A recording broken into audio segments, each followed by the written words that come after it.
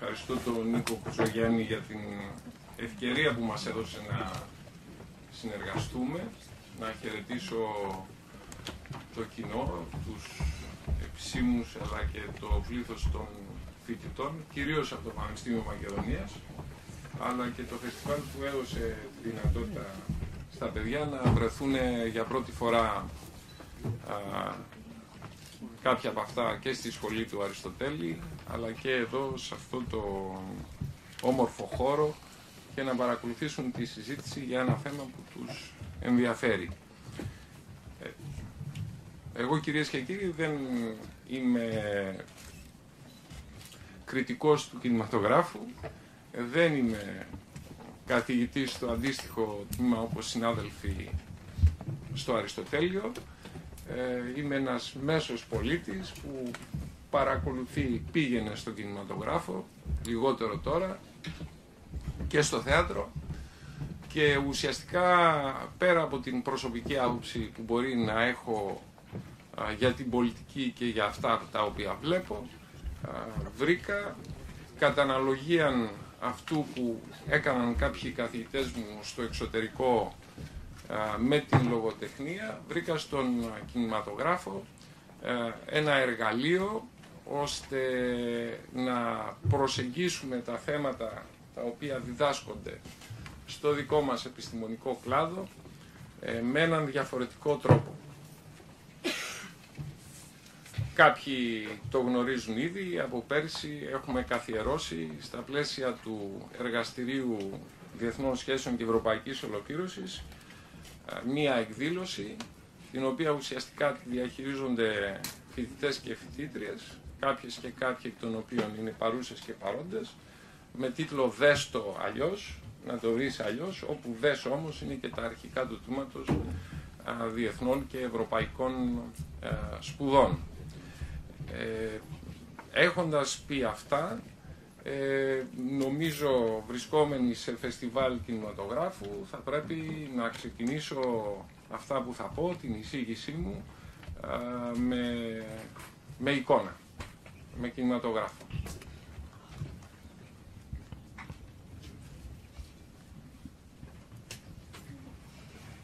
Λίγο τα φώτα παρακαλώ. Είναι για 1,5 λεπτό. Play.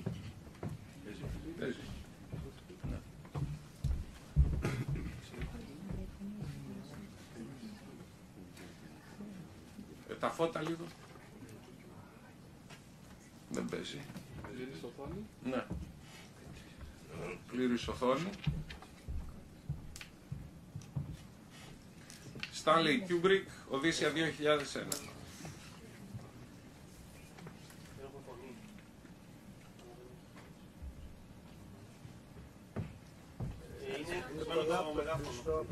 Είναι από το λάπτοπ το μεγάφωνο. Θα το βρούμε. Ναι.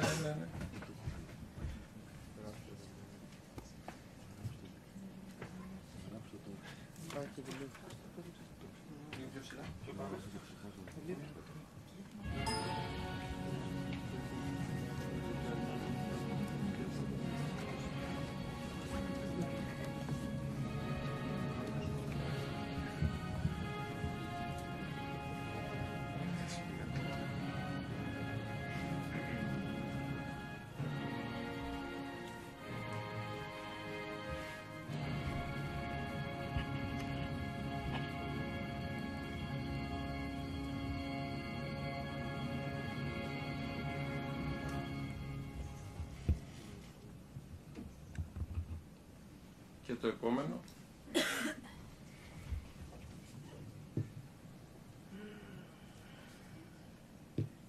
Το 2α.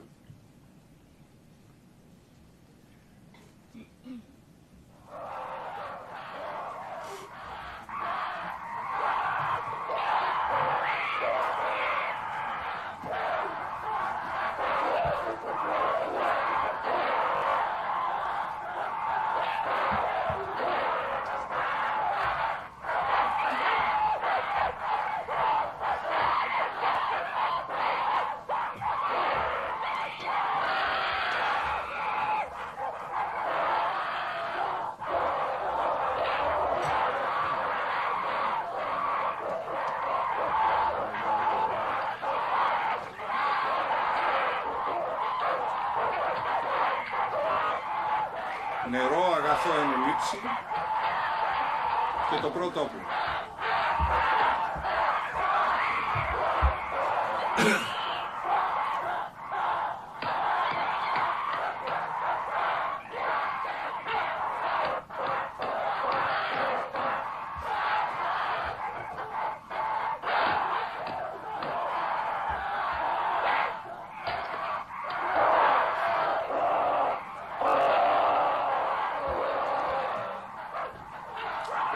Ο Στάνλεϊ Κιούμπρικ για τη μελέτη της βίας.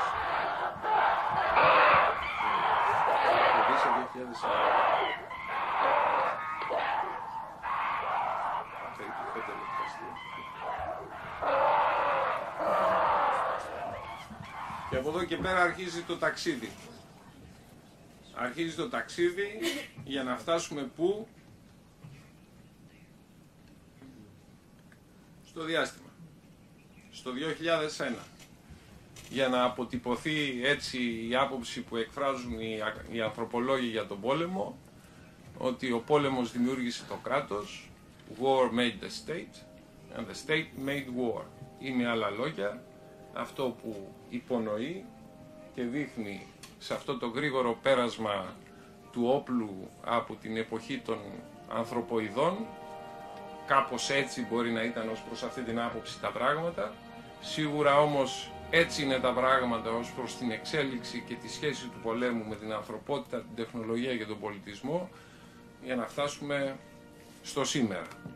Αυτή είναι μία μόνο θεωρία από εκείνες που δεν προέρχονται από το χώρο της δικής μου επιστήμης, καθώς η δική μου επιστήμη των διεθνών σχέσεων έχει ρίζες αλλού, στην ελληνική αρχαιότητα, όχι τόσο στον διπλανό μας Αριστοτέλη, κυρίως στο Θουκυδίδη, όταν από τότε έχουμε διατυπώσει θεωρίες ως προς το γιατί, πώς και πότε γίνεται πόλεμος, που ξεκινούν κυρίως με τον ανταγωνισμό της ισχύως. Μπορούμε να έχουμε ξανά τα φώτα, παρακαλώ.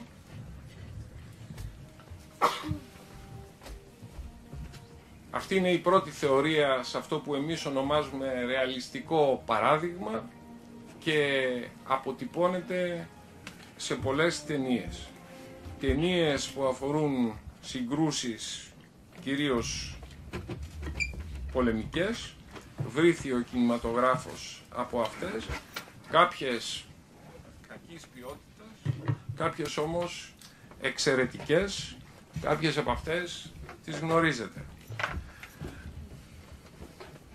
Στις πιο, θα λέγαμε, εμπορικές, μπορούμε να ξεκινήσουμε από αυτές που παίζονται κάθε τόσο. Ενδεχομένως να μην το είχατε σκεφτεί, να αναφέρω κάποιες για να καταλήξω σε αυτές που θεωρώ ότι είναι πιο ενδιαφέρουσες και από πλευράς κινηματογράφου και από πλευράς ποιότητας. Τον ανταγωνισμό της ισχύως το βλέπουμε ακόμη και σε ταινίες σαν το The Lord of the Rings, ο άρχοντας των δαχτυλιδιών, που βλέπουμε συστηματικά συμμαχίες να αλλάζουν. Το βλέπουμε στον ΟΝΟ, κυρίως στον ΟΝΟ 3, που γίνονται οι ανακατατάξεις και οι συμμαχίες μεταξύ τους. Το βλέπουμε στο Independence Day, μιλάω για καινούριες ταινίες, και πηγαίνω πιο πίσω στην ταινία The Battle of Algiers για την αποικιοκρατία, το δεύτερο παγκόσμιο πόλεμο, τη σχέση Γάλλων με τους συμμάχους αλλά και με τους αντιπάλους, για να πάμε σε πιο κλασικά πράγματα όπως του James Gold and the Lion in the Winter, μιλάμε για το 1968.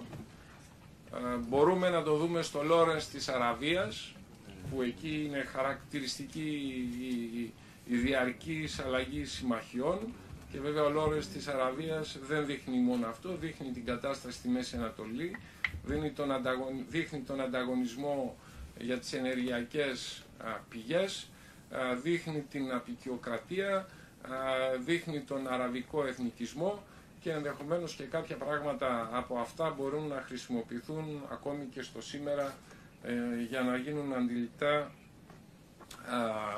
αντιληπτές καταστάσεις που λαμβάνουν χώρα και οι οποίες εξελίσσονται. Θεωρώ όμως ότι μία από τις καλύτερες για να περιγράψουν τον ανταγωνισμό της ισχύως ταινίες, πολύ χρήσιμη για τη δική μου δουλειά αλλά και κινηματογραφικά άρτια, ίσως είναι τόσο χρήσιμη διότι η έμπνευσή της είναι το έργο του Σέξπιρ, τουλάχιστον έτσι διάβασα. Ο Βασιλιάς Λίρ είναι το Ραν του Ακίρα Κουροσάβα. Και κινηματογραφικά αλλά και γι' αυτό και αν θέλετε και ρεαλιστικά, διότι αυτό που ξέρουν οι φοιτητές και οι φοιτήτριές μου είναι ότι σπουδάζουν για να γίνουν, αν θέλετε, να το πούμε, οι γιατροί του πολέμου. Όταν κάποιος είναι γιατρός και θέλει να αντιμετωπίσει ένα ζήτημα, δεν σκέφτεται τόσο τον πόνο του ασθενούς, αυτό είναι ενδεχομένως το κίνητρο. Εκείνο που σκέφτεται είναι ότι θέλει να μπορέσει να διαγνώσει όσο το δυνατόν καλύτερα ποια είναι η κατάσταση. Συνεπώς, ένα ψυχρό μάτι χωρίς ιδιαίτερες συγκινήσεις σαν και αυτό στη συγκεκριμένη ταινία, ρεαλιστικό, ταιριάζει αν θέλετε και σε πρώτη φάση αξιολογική κατά Βέμπερ προσέγγιση, αξιολόγηση, αξιολογικά ουδέτερη προσέγγιση που πρέπει να έχουμε στα πράγματα. Ασφαλώς, μια άλλη θεωρία πολέμου είναι ο ιμπεριαλισμός, ο ηγεμονικός ιμπεριαλισμός και ο οικονομικός ιμπεριαλισμός. Το Hollywood βρήθη τέτοιων ταινιών. Χωρίς τα οικονομικά κίνητρα μπορούμε να αναφερθούμε στο σχετικό με εμάς και δίπλα μας τον Oliver Stone, το Alexander the Great ή την Τρία, Hollywood, απλά πράγματα, κατάκτηση, μεγέθυνση της ισχύως. Στον ηγεμονικό πόλεμο και στον κύκλο της ισχύως, δηλαδή η θεωρία που λέει ότι οι πόλεμοι γίνονται για να διατηρήσουν τα ηγεμονικά κράτη την ισχύ τους, να την ισχύσουν, να μην περιπέσουν σε παράκμη. Ασφαλώς μπορούμε να πάμε στην ταινία του Anthony Mann, The Fall of the Roman Empire, το 1964, του οποίου ο μονομάχος, αν δεν κάνω λάθος, η πιο ειδική, διορθώστε με, είναι ένα remake. Ναι, μοιάζει. Εντάξει. Και ασφαλώς μια ταινία που δεν ξέρω αν την γνωρίζετε, λίγο περίεργη, εγώ τη θεωρώ εξαιρετική, ίσως χρειάζεται όριμους θεατές για να την παρακολουθήσουν. Είναι ενός Γαλλοκαναδού, του Denis Arcand, το Le Déclin de l'Empire Américain. Είναι μια ταινία της δεκαετίας του 80, υπήρχε και συνέχεια κάπου 15 χρόνια μετά, αλλά ουσιαστικά η κεντρική ιδέα αυτής της ταινίας είναι να δείξει την παρακμιακή κατάσταση δίπλα στον ηγεμόνα και εφόσον αυτό συμβαίνει στις παρυφές της αυτοκρατορίας, τι συμβαίνει στο κέντρο και αυτό οδηγεί προοδευτικά στην παρακμή και στην πτώση φυσικά.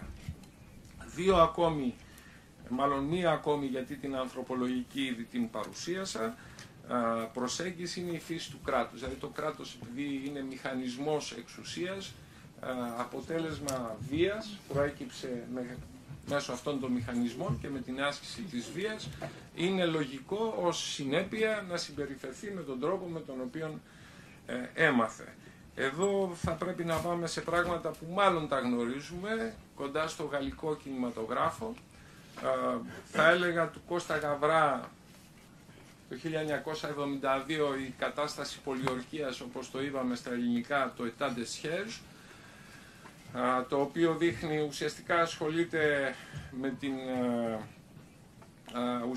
ασχολείται με μια κατάσταση απαγωγής στην Νότιο Αμερική, άρα εμπλέκει μυστικές υπηρεσίες του Παμάρος, οι νεότεροι ίσως να μην τους είχαν ακούσει, Αντάρτικα, πόλεων και στη Νότιο Αμερική, φυσικά απικιοκρατία, φυσικά μυστικές υπηρεσίες και φυσικά η βία του κράτους έναντι και των ιδίων των μηχανισμών του τελικά, και του Henri Verneuil, θα τον ξαναδούμε αυτόν τον κύριο μπροστά μας, το «I Comicar», Γιώτα, δεν ξέρω στα ελληνικά, εγώ το πρώτο είδα, ή κομικά, ή όπως Ίκαρος, είναι η ιστορία για την δολοφονία του Κέννεντι. Παίζει και πάλι ο Ιβ Μοντών και εδώ η μουσική δεν είναι του Θοδωράκη, στο προηγούμενο είναι του Θοδωράκη, είναι του Ένιο Μορικόνε. Λοιπόν, αυτές οι ταινίες είναι για το κομμάτι του ρεαλισμού. Υπάρχει μια άλλη ομάδα θεωριών που είναι αυτές του πλουραλισμού, που αφορούν την ανθρώπινη φύση. Είναι λογικό μέσα στον κινηματογράφο κανείς να βρει πολύ πιο εύκολα και στο θέατρο και στη λογοτεχνία έργα τα οποία εστιάζουν στη φύση του ανθρώπου, γιατί αυτός είναι ο πρωταγωνιστής, σε αντίθεση με την επιστημονική προσέγγιση στο ζήτημα. Αλλά υπάρχει και ένας ιδιαίτερος κλάδος που είναι αυτό που λέμε λήψη αποφάσεων, λανθασμένες δηλαδή αποφάσεις, decision making, που οδηγούν στη σύγκρουση. Εδώ έχουμε πολλές ταινίες που είναι και σε αυτές εντάσσονται και οι ψυχολογικές θεωρίες. Εδώ έχουμε πολλές ταινίες που είναι ιδιαιτέρως χρήσιμα εργαλεία. Δεν είναι τόσο σημαντικές, κάποιες είναι σημαντικές κινηματογραφικά. Να αρχίσω ίσως από την σημαντικότερη στον χώρο της ψυχολογίας, δεκαετία του 70, Λουκίνο Βισκόντι, δεν το έχω δείξει στα παιδιά, είναι λίγο βαρύ ίσως στο τελευταίο έτος του χρόνου, φέτος δηλαδή, για του χρόνου θα το δούμε, Λούντφιχ ή το Λυκόφως των Θεών, Crépuscule de Dieu. Εδώ έχουμε μία κατάσταση που ο ηγεμόνας λόγω ζητημάτων προσωπικών και επιλογών δεν αντιμετωπίζει ή αντιμετωπίζει την εξουσία με φόβο ή με εμπάθεια ή πολλές φορές επιθετικά. Είναι μια μελέτη, ασφαλώς οι συνάδελφοι της ψυχολογίας θα είχαν περισσότερα πράγματα να πούνε για αυτό το συγκεκριμένο θέμα, αλλά νομίζω δείχνει τη σχέση του ατόμου με την εξουσία. Για τη δουλειά μου τώρα, λήψη αποφάσεων, συγκρούσεις, πόλεμος και διαχείριση κρίσεων, μπορεί να εκφράζει, να δείχνει μόνο την αμερικανική πλευρά, αλλά είναι του Ντόναλτσον το 13 Days, είναι η κρίση της Κούβας και η διαχείρισή της, αρκετά πιστή στα τεκτενόμενα, στα γεγονότα, επαναλαμβάνονται μόνο η πλευρά, η μία. Είναι ασφαλώς το κυνήγι του κόκκινου Οκτώβρια από The Hunt for the Red October που έχουμε το υποβρύχιο. Είναι η άλλη ταινία, το K-29, που νομίζω είναι ο Harrison Ford, αν θυμάμαι πρωταγωνιστή, δεν θυμάμαι τον... Ναι, που και εκεί έχουμε διαχείριση κρίσης και πάλι με ένα υποβρύχιο, το Crimson Tide, με τον Denzel Washington, που και εκεί υπάρχουν συγκρούσεις, αντιπαραθέσεις, απώλεια της διοίκησης ενός πυρηνικού υποβρυχίου, το οποίο με μία λάθος κίνηση μπορεί να ξεκινήσει τα πάντα. Θα περιμένω συστάσεις σε δύο ή προτάσεις σε ένα τουλάχιστον θέμα, μία θεωρία την οποία έχω κάποια υπόψη μου, αλλά δεν έχω βρει κάτι, για τις φεμινιστικές θεωρίες πολέμου. Ενδεχομένως το γεγονός ότι τις περισσότερες ταινίες πολέμου πρωταγωνιστούν άνδρες να επιβεβαιώνει τη συγκεκριμένη άποψη. Πάντως δεν έχουμε κάτι συγκεκριμένο που πέρα ίσως από την κωμωδία του Αριστοφάνη που να δείχνει πώς οι γυναίκες μπορούν να διαχειριστούν διαφορετικά αυτά τα ζητήματα. Στις θεωρίες συνωμοσίας του Walk the Dog του Barry Levinson, που περιγράφει επίσης ένα άλλο κομμάτι, μια άλλη θεματική των διεθνών σχέσεων, που είναι αυτό που ονομάζουν στην πλειογραφία scapegoat wars, δηλαδή οι πόλεμοι του αποδιοπομπαίου τράγου. Κάνουμε κάτι, εξάγουμε την κρίση προς τα έξω για να στρέψουμε την προσοχή της κοινωνίας, της εσωτερικής κοινής γνώμης προς τα έξω. Και τέλος, στο λάθος και τα τυχαία γεγονότα. Εδώ θα αναφερθώ σε μια ταινία που με πολύ κόπο ξαναβρήκα πέρσι, την είχα δει μια φορά στη Γαλλία πολύ αργά στην τηλεόραση, μου είχε κάνει πολύ εντύπωση, την έψαχνα για αρκετά χρόνια και τελικά μέσω του ίντερνετ στις μηχανές αναζήτησης την βρήκα. Είναι πάλι του Henri Verneuil και λέγεται, δεν ξέρω στα ελληνικά, πάντως στα γαλλικά είναι La 25e heure, η 25η ώρα. Είναι η ιστορία ενός πολύ άτυχου ανθρώπου, ο οποίος είναι χωρικός στη Ρουμανία, τον παρουσιάζουν ως Εβραίο, διώκεται, συλλαμβάνεται, πηγαίνει σε στρατόπεδο συγκέντρωσης, στη συνέχεια βρίσκεται στο στρατόπεδο, αλλά οι Ναζί ανακαλύπτουν ότι μοιάζει με το αρχαίγωνο Αρμενό πρότυπο και τον βάζουν στο κατεξοχήν ναζιστικό περιοδικό, και όταν απελευθερώνεται το στρατόπεδο οι σύμμαχοι τον δικάζουν για εγκληματία πολέμου. Αν αυτός δεν είναι ο πιο άτυχος άνθρωπος του κόσμου, μέσα σε αυτά που συνέβησαν σε ολόκληρη την Ευρώπη και στις απώλειες των εκατομμυρίων, τότε δεν ξέρω αν υπάρχει κάποια άλλη ταινία που να δείχνει πόσο παράγον τύχη μπορεί να δείξει, να περιγραφεί καλύτερα. Τώρα, αν πάμε σε θεματικές, γιατί πέρα από τις θεωρίες μπορούμε να πάμε σε θεματικές, ο Δεύτερος Παγκόσμιος Πόλεμος είναι μια θεματική. Για να κερδίσω χρόνο μπορώ να ξεκινήσω από το ντοκιμαντέρ, μια που απουσιάζει ο κατεξοχήν ειδικός ή αυτός που θα μιλούσε για ντοκιμαντέρ, την ναυμαχία του Midway το 1942 από τον John Ford. Για να πάω στη συνέχεια στη νύχτα των στρατηγών του Anatol Litvak του 1967, μία αντιπολεμική ταινία που δείχνει την πλευρά την γερμανική, The Cross of Iron, έτσι, ο Σιδηρούς Σταυρός, όπως είναι που παίζουν ο James Coburn και ο Maximilian Schell.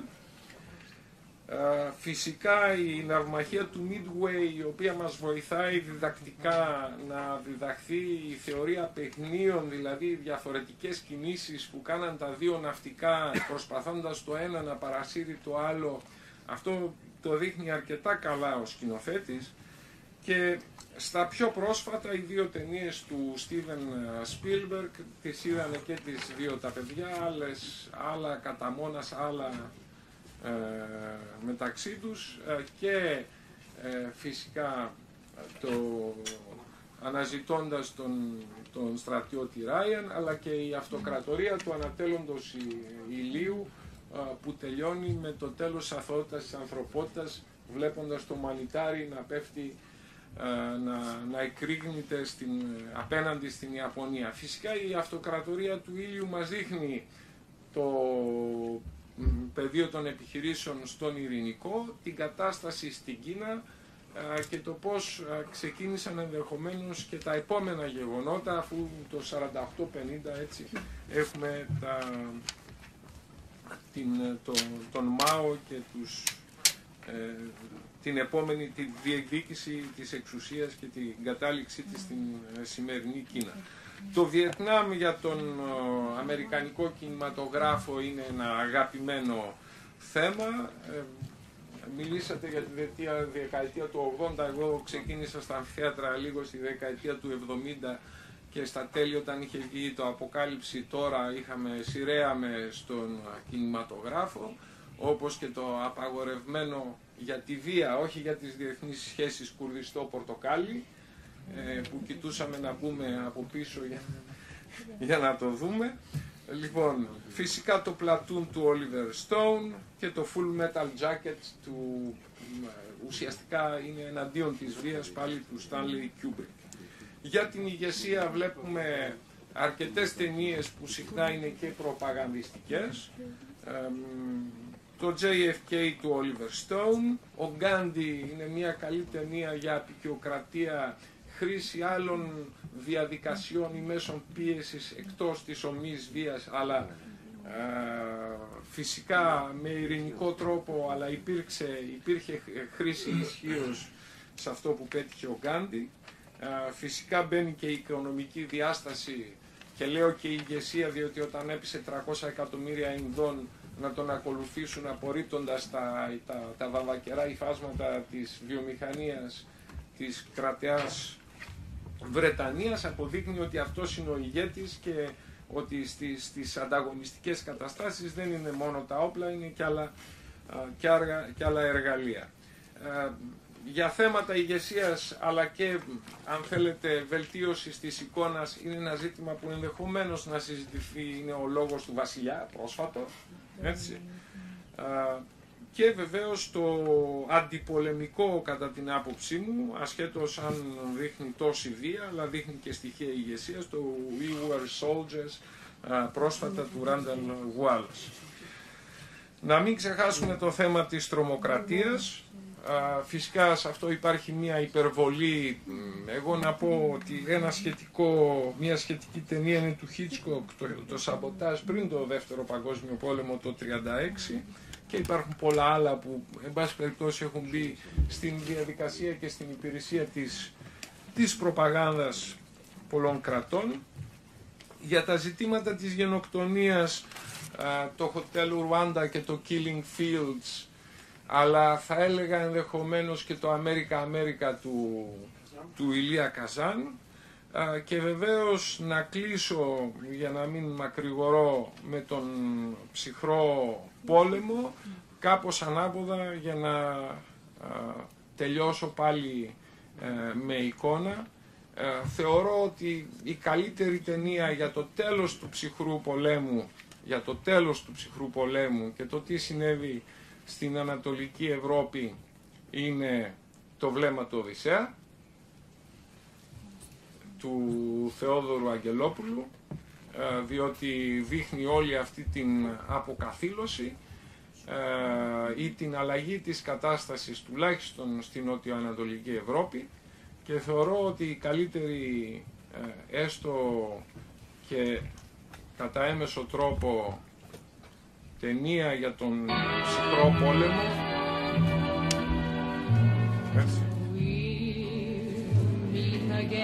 είναι πάλι του Stanley Kubrick, Doctor Strangelove, or How I Learned to Love the Bomb. Ευχαριστώ που με ακούσατε, όπως λέει και το τραγούδι, We will meet again.